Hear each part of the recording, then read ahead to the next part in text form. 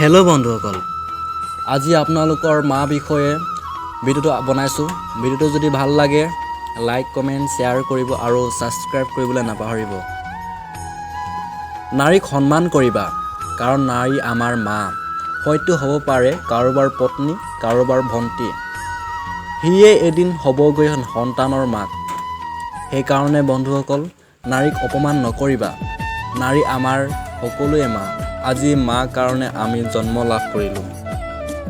আমাক তুলি তালি ডাঙৰ দীঘল কৰিলে, এখন ধুনীয়া পৃথিৱী দেখিলোঁ।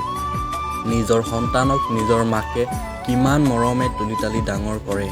সেইকাৰণে বন্ধুসকল, নাৰীক মৰম কৰিবা, নহ'লে বিপদত পৰিবা। মাক মৰম কৰিবা, জীৱনত শান্তিৰে থাকিবা।